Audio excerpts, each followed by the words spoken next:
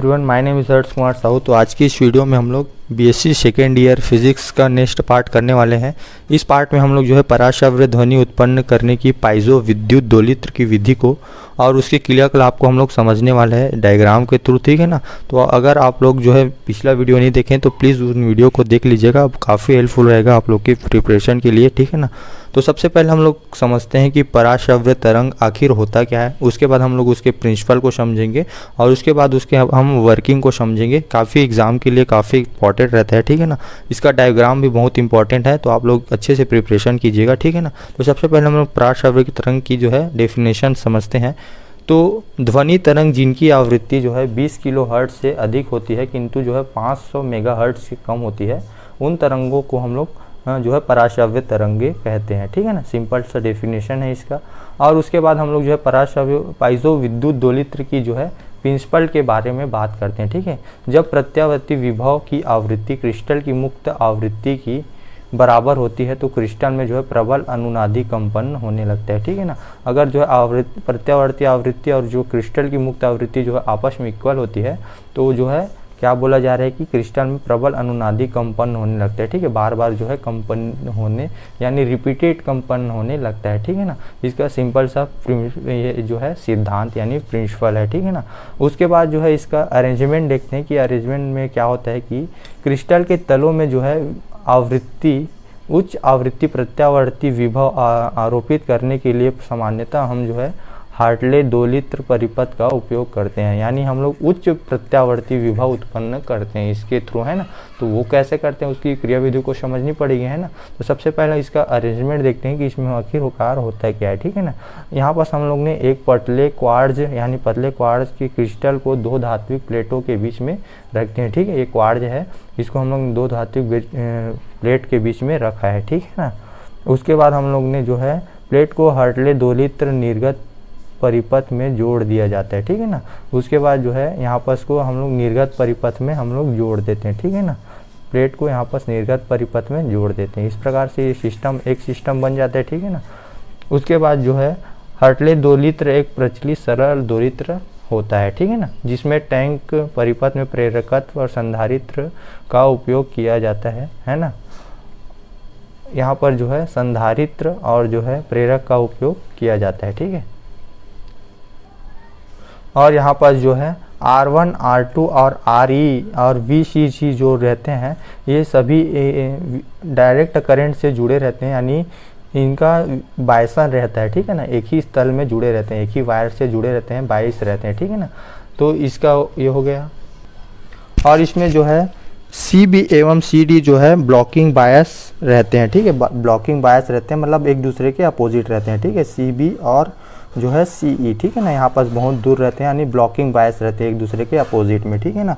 उसके बाद जो है टैंक परिपथ होता है, यहाँ पास एक टैंक परिपथ, ठीक है ना। संधारित जिसमें जो है संधारित CT और जो है जो दो प्रेरक यहाँ पास जुड़े रहते हैं, ठीक है ना। इन प्रेरकों के द्वारा ही विद्युत को उत्पन्न किया जाता है और यहाँ पर जो है एक ऐसा सिस्टम बना होता है जिससे कि ये विद्युत जो है एकत्रित होता है, ठीक है ना।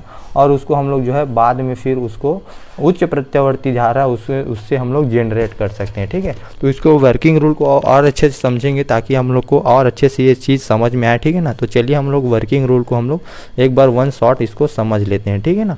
अगर वर्किंग रूल नहीं समझेंगे तब तक ये जो चीज़ है वो थोड़ा सा क्लियर नहीं हो पाती, ठीक है।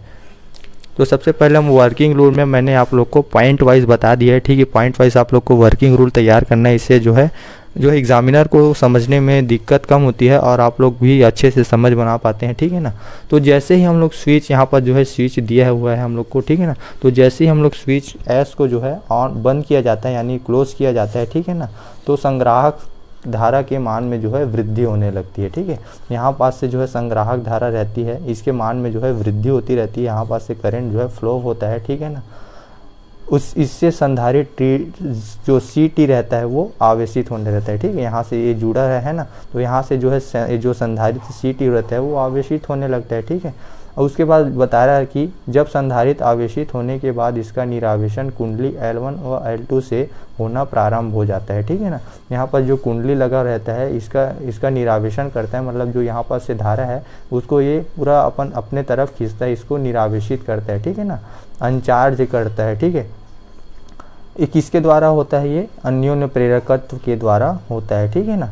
तो एक L1 से जो है प्रारंभ होता है, जिससे निर्धारित आवृत्ति के दोलन उत्पन्न हो जाते हैं। अब भाई यहाँ से धारा आ रहा है, ठीक है ना, ये धारा को निरावेशित कर रहा है, मतलब यहाँ पास कुछ दोलन होता है, ठीक है ना, थोड़ा थोड़ा आवेश ही लेता जाता है, मतलब यहाँ पास थोड़ा दोलन की प्रक्रिया होती है, ठीक है ना। इन दोलनों का कुछ भाग कुंडली L1 द्वारा कुंडली L2 संग्राही परिपथ से टैंक परिपथ का संबंध L1 व L2 के अन्योन्य प्रेरकत्व द्वारा स्थापित करती है, ठीक है ना। अब ये तो जैसे CT से L1 L2 जो है धारा जो प्राप्त कर रही है ना, तो यहाँ पर से जो रहता है टैंक है ना, टैंक भाग रहता है, टैंक यहाँ पर से टैंक परिपथ जो रहता है, यहाँ पर से ये धारा को अन्योन्य प्रेरकत्व के द्वारा ये खींचता है, ठीक है ना, इसके धारा को ये खींचता है L3 है ना। तो यहाँ पर से जो है ये भी चार्ज होने लगता है भैया, है ना, तो अन्योन्य प्रेरकत्व के द्वारा स्थापित करती है, ठीक है। इस प्रकार टैंक परिपथ को सदैव ऊर्जा मिलती रहती है एवं दोलित्र से नियत आयाम के दोलन प्राप्त होते रहते हैं, ठीक है। यहाँ पर से दोलित्र से जो है नियत आयाम के जो है दोलन प्राप्त होते रहते हैं और जो इसको ऊर्जा मिलती रहती है, ठीक है ना। जब हर्टली दोलित्र से उत्पन्न क्रिस्टल की मुक्त आवृत्ति के बराबर हो जाती है तो क्रिस्टल में अनुनादी कंपन होने लगता है, ठीक है ना। यहाँ पर बताया जा रहा है कि दोलित्र से जैसे ही क्रिस्टल की मुक्त आवृत्ति जो होती है वो बराबर हो जाती है, ठीक है ना, एक समय के बाद भाई इक्वल हो जाता है, ठीक है ना, तो उसमें क्या होता है कि अनुनादी कंपन होने लगता है एवं प्लेटों के तल में पराश्रव्य जो है तरंग संचरित होने लगती है, ठीक है। यहाँ पर पराश्रव्य जो है तरंग संचरित होने लगती है। तो इस प्रकार की इस प्रकार से इसकी क्रियाविधि बार बार होने लगती है, ठीक है। अनुनादी कंपन मतलब जी यहाँ पर जो है एक समय के बाद साथ जो है मुक्त दो आवृत्ति के दोलन और जो हर्टले आवृत्ति के दोलन है वो इक्वल हो जाता है, ठीक है। इसका बेसिक कॉन्सेप्ट है। फिर उसके बाद जो है यहाँ से हम लोग जो है इसकी जो उच्च विभवांतर प्रत्यावर्ती धारा होती है उसको यहाँ पर से निकाल लेते हैं, ठीक है ना। तो आई होप करता हूँ कि ये चीज़ समझ में आया होगा। अगर नहीं आया होगा तो थोड़ा से आप ना इसको रिवाइज करके देखिएगा और इसको आप लोग नोट्स में लिखेंगे और एक बार पढ़ के इसको अपने आप में रिलेट कीजिएगा तो आप लोग को एकदम क्लियरली ये चीज़ समझ में आ जाएगा, ठीक है ना। तो आज की इस वीडियो में इतना ही रखते हैं ना। इसकी आवृत्ति कई बार पूछ लेती है कि n = 1/2t अंडर रूट क्या हो जाएगा r/d हो जाती है, ठीक है ना। यहाँ पर यहाँ एक गामा है, ठीक है। गामा को हम लोग जो है प्रत्यास्थ गुणांक बोलते हैं और d को हम लोग जो है क्रिस्टल का घनत्व बोलते हैं और t को हम लोग मोटाई मानते हैं, ठीक है ना। तो सिंपली आप लोग ये नोट्स को अपने कॉपी में लिखिए, है ना। तो आप लोग को कई बार पूछ दिया जाता है तो आप लोग अच्छे से लिख के आ सकते हैं, ठीक है ना। So thank you guys.